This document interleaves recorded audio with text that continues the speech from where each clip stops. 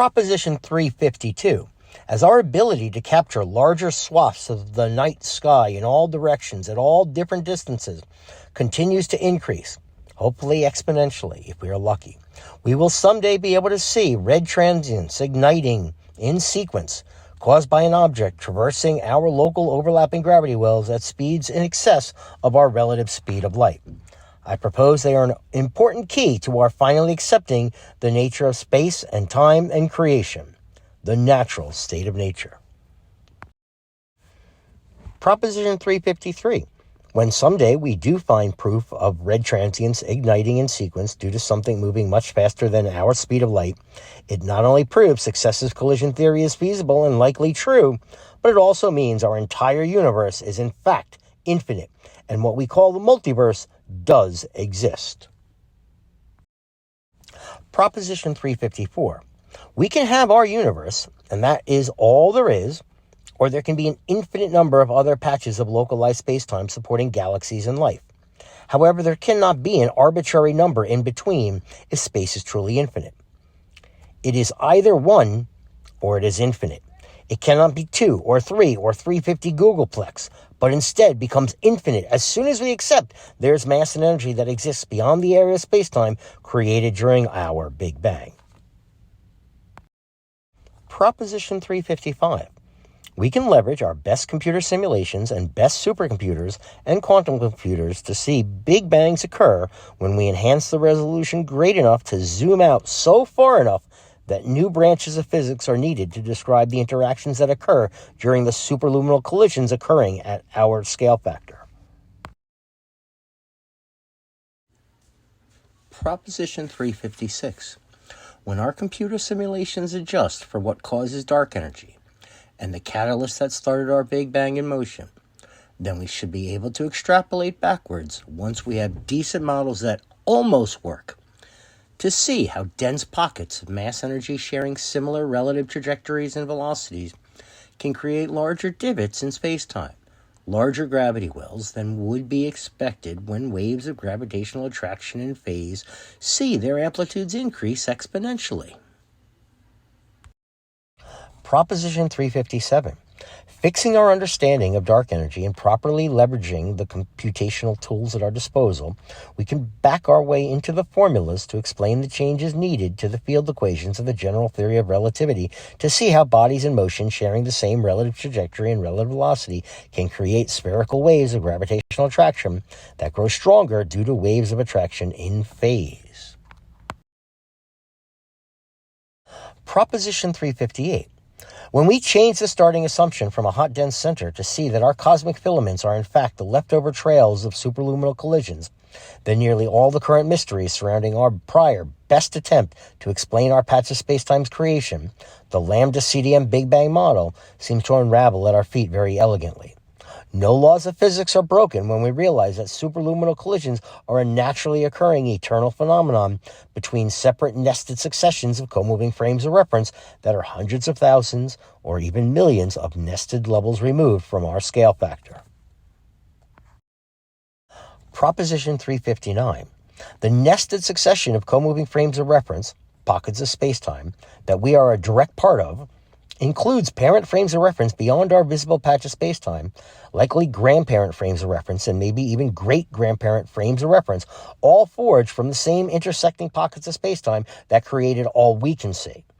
Our visible patch of spacetime most likely has siblings and cousins, all born around the same time. Proposition 360. That simple change from the assumption of a hot dense center to the intersecting paths of two immense pockets of nested co-moving frames of reference passing through each other at speeds that would be superluminal relative to the children and grandchildren they left behind helps solve so many separate inconsistencies that currently don't fit together well. Removing the hot dense center from any simulation and using just the data we collected, we can forecast forward, zoom out, and see our past happen elsewhere again and again. Proposition 361. There are rogue bodies and co-moving groups of bodies of all sizes in nested succession beyond our visible horizon left behind in the wake as our parent pockets of spacetime continued along on their journeys, possibly unfazed by the interaction, or possibly changed forever. Many other pockets of spacetime besides ours, all sharing common ancestors, could have different starting sizes and densities. Our visible universe might just be the leftover remnants of two dense stellar nurseries passing through each other at 42 times the speed of light. Proposition 362. Our species likely will never become interstellar travelers because we will likely screw ourselves out of our own future and likely will never even get to colonize many of the different objects inside our own host star system.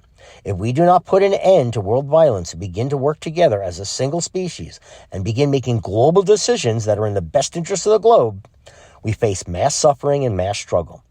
We are at a crucial juncture in the evolution of our species, and only by uniting in purpose, in voice, and in action might we ever hope to avoid the pending collapse of society that looms heavier every day. Proposition 363. What is the meaning of life? First and foremost, life is not required to have a purpose. Existence might just be all there is, and complete and random chaos could govern the interactions of all mass and all energy for an eternal period of time.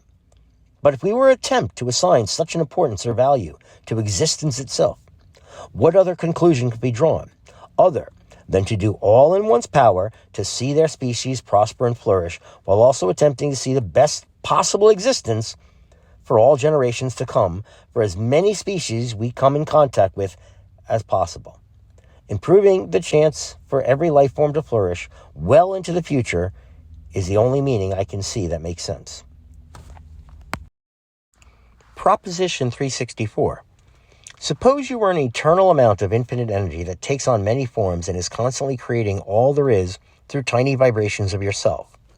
While you realize that parts of you must power suns and collisions and become dirt and slime, you also strive to see as much of yourself get a chance to see, smell, taste, feel, hear, and fornicate as possible for as long a span of time as possible.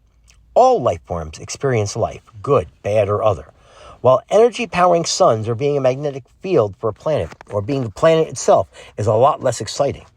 Life evolves everywhere it can grab a foothold and attempts to flourish everywhere it can. Proposition 365. Obviously, the first chicken egg came before the first chicken. The definition of what an egg is would be based on the contents, not what produced it. The first chicken came from an egg laid by the insemination from two species that themselves were not quite chickens. The egg that produced the first chicken was not laid by a chicken. So the egg the first chicken was born in came first. A handful of similar mutations during a localized period of time across a localized area of space likely produced other first chickens from non-chickens. And something about those changes offered the species an ability for a new breed of fowl to flourish above other similar lineages.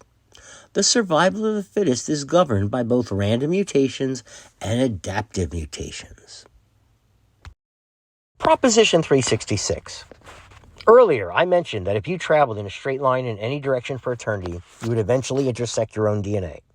We also discussed that grasping true infinity points to infinite regression as being likely.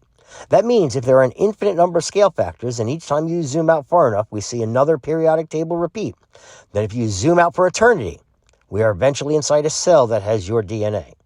As hard as that is to grasp, if you accept eternal time and infinite space, then it becomes an almost statistical certainty. That is the natural state of nature.